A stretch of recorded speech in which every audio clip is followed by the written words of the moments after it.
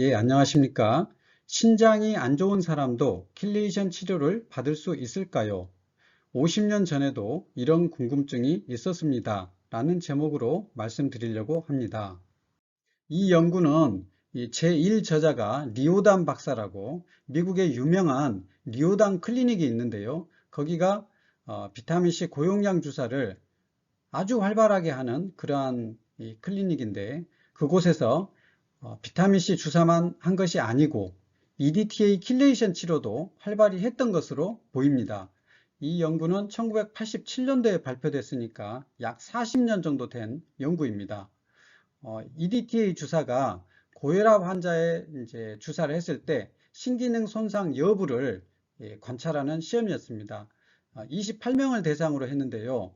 선정 기준이 40세 이상 고혈압이 있고 보행이 가능한 사람, 그리고 EDTA 유발 검사에서 납과 카리뮴이 5배 이상 증가되게 나온 사람, 혈중 크레아티닌 수치가 1.7mg/% 이하인 사람, 이런 조건을 만족하는 사람 28명을 대상으로 이 연구를 했습니다. 어떤 방법을 했냐면 킬레이션 주사를 20회 했는데 일주일에 한 번씩 했고 피검사는 총 3번 측정했는데 처음에 이제 왔을 때 하고 주사를 10회 그리고 마지막 20회 했을 때 피검사를 총 3번을 한 것입니다. 그리고 EDTA는 1회 주사할 때 3g을 주사했고 그때는 비타민C와 마그네슘 그리고 프로케인 헤파린 이것을 함께 투여를 했습니다. 결과는 복잡하지 않습니다. 혈중 크레아티닌 수치가 0.6에서 1.1 사이에 이 두 그룹은 이제 완전히 정상이고 1.2부터 1.7까지는 약간 조금이라도 신기능이 감소된 그룹입니다. 그래서 정상인 그룹 17명, 감소된 그룹은 11명이었는데 이때가 이제 치료 전 상태였고 10번 하고 이제 검사하고 20번 하고 검사했는데 이것만 보겠습니다. 20번 하고 검사했더니 약 20명이 됐습니다. 17명이 20명으로 정상인 사람이 더 늘어났죠. 그리고 이상인 사람은 11명에서 8명으로 줄었습니다.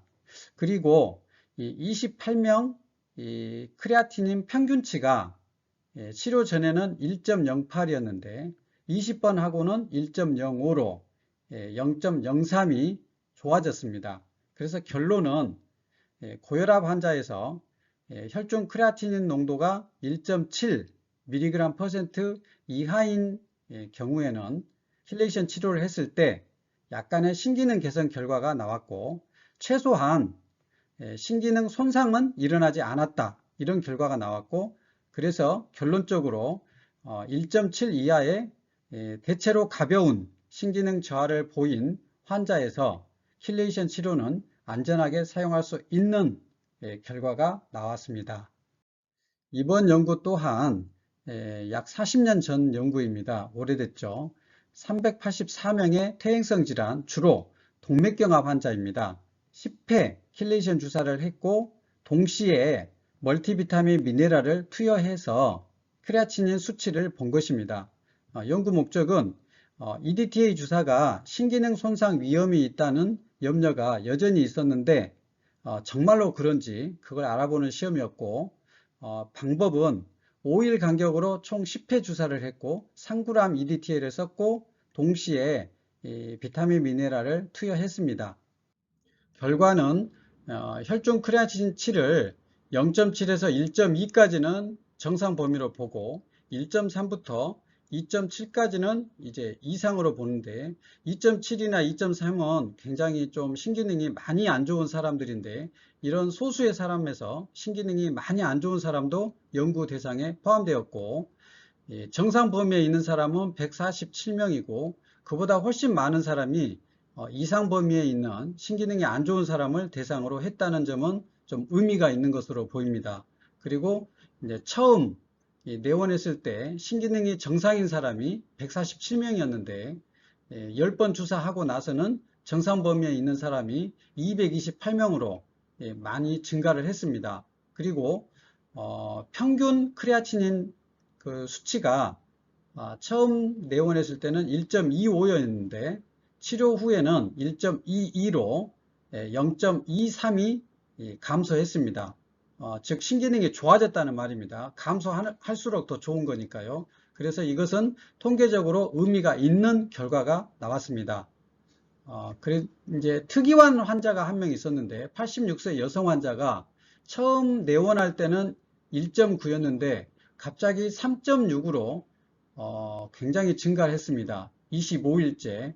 그러다가 이제 2.8, 1.8로 100일 후에는 이제 거의 제자리로 다시 돌아간 그런 특이한 환자가 한 분이 있었다고 나와 있습니다.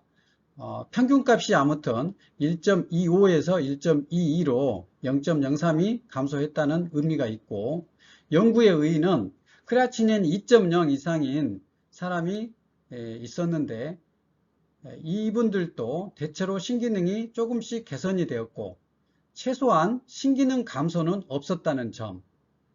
그래서 2.0 이하인 경우에는 치료를 고려할 수 있겠다는 결과가 나왔습니다. 주의할 점은 특이한 환자 사례가 있기 때문에 신기능이 저하된 사람은 추적 검사를 신중히 자주 할 필요가 있다고 이렇게 말하고 있습니다.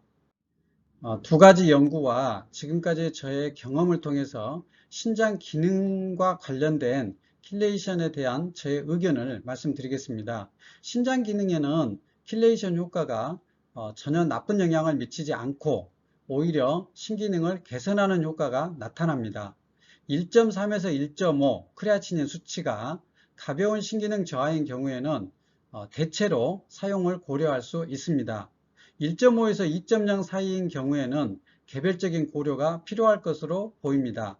하지만 현재 킬레이션 치료는 여러 항산화제와 비타민제를 함께 투여하기 때문에 과거보다는 신기능 개선 효과가 더 클 것으로 저는 생각하고 있습니다. 특히 당뇨병성 신장병증에서는 동맥경화성 혈관병이기 때문에 킬레이션은 동맥경화의 치료가 잘 되는 치료이기 때문에 이런 경우에는 치료 효과가 있다고 생각합니다. 킬레이션 치료할 때 신기능이 이제 올라가 있는 분에게 할 때는 부담이 있습니다.